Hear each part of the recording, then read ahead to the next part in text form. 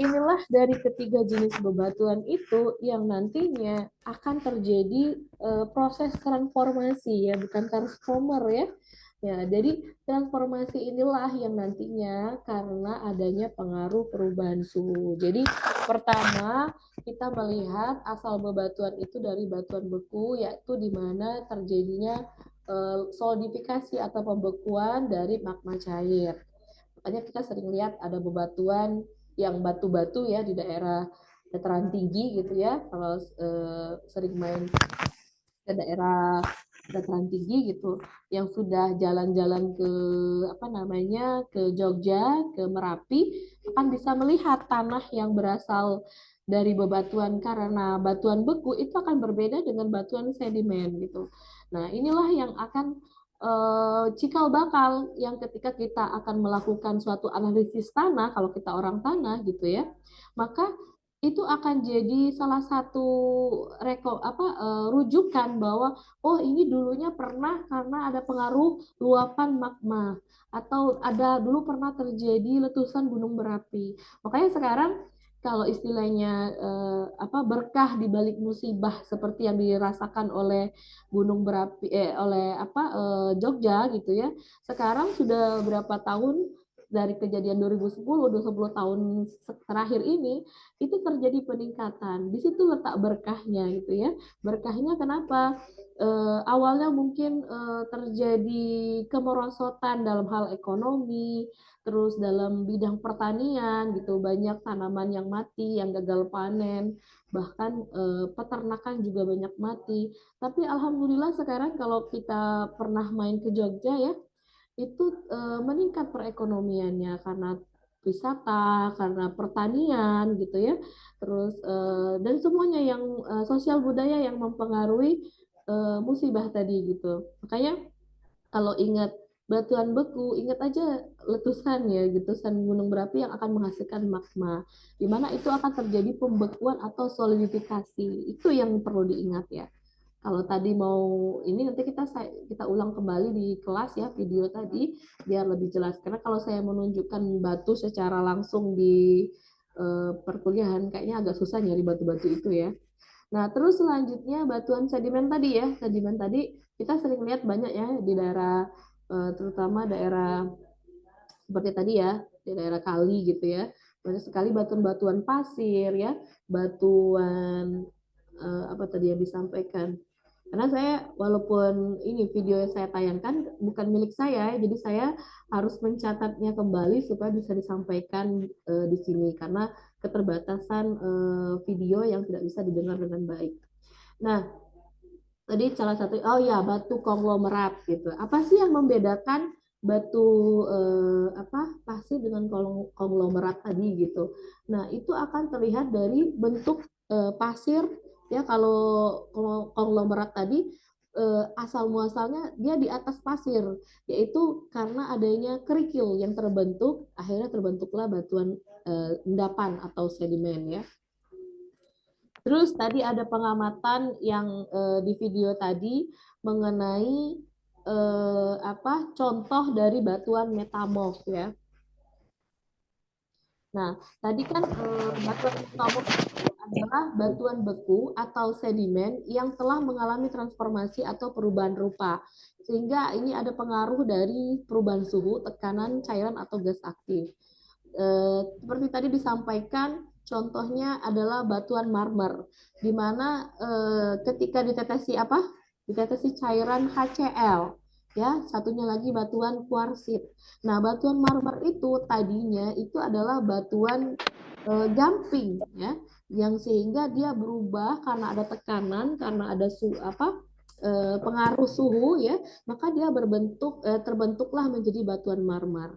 Nah, selanjutnya yang dibandingkan terakhir kemarin yang tadi itu karena satunya batuan kuarsit. Nah, pada saat ditetesi dengan HCl dari yang seperti di video, dia tidak terjadi apa-apa. Nah, walaupun bentuknya sama, marmer dengan kuarsit, tapi dia dibedakan dengan pemberian larutan HCl. Dan sedangkan di batuan marmer atau dulunya awalnya batuan gamping ya, di batuan beku, ketika ditetesi dengan cairan HCl, maka dia akan terjadi perubahan yaitu adanya buih.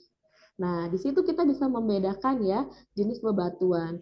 Dan ketika kita melihat bahwa tanah itu ini dominan apa gitu, kita bisa tahu asal muasal tempatnya. Ketika kita lagi main ke daerah dataran tinggi, mungkin kalau yang terdekat di Sumatera Selatan ini mungkin Pagar Alam ya gitu. Ketika kita main ke dataran rendah gitu ya, ke daerah kita gitu, akan sangat berbeda jenis tanahnya, akan sangat berbeda bentuk fisiknya gitu. Nah, inilah yang akan dibilang sebagai bahan induk tanah gitu ya. Gimana Juliansa, ada yang mau ditanyakan sama Rizky? Mungkin karena menghidupkan audio. Mungkin silakan kalau ada yang mau ditanyakan sebelum saya melanjutkan. Ya, sama ya. Selanjutnya juga batuan marmer yang dimana dulunya adalah batuan gamping dan ketika menjadi batuan marmer dia kandungan karbonatnya cukup tinggi. Makanya ketika dideteksi dengan HCl dia akan ada buih karena ada perubahan kimia, ada terjadinya reaksi kimia di situ. Makanya kita bisa bilang, oh ini batuan marmer. Kalau kita lihat kalau saya dulu tahun lalu ya, mahasiswa saya tanyain tentang batuan, jawabannya adalah batuan akik katanya gitu ya, untuk bikin cincin katanya gitu. Sebenarnya batuan akik itu juga ada muasalnya gitu. Mungkin yang bikin berwarna-warni itu karena adanya mineral tadi, mineral primer dan mineral sekunder tadi.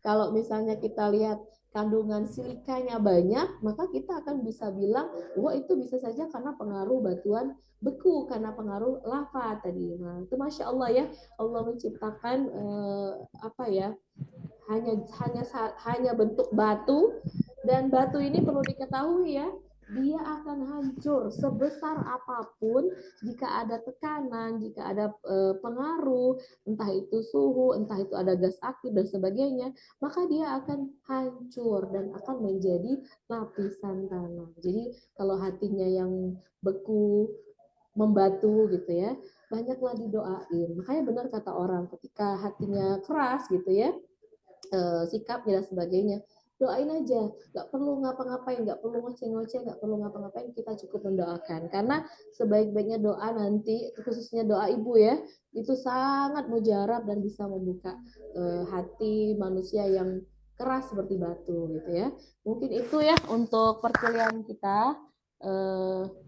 Tidak usah lama-lama karena katanya berpuasa ini memang godaannya luar biasa ya, dari mulai apa tahajud teknis dalam perkuliahan gitu ya.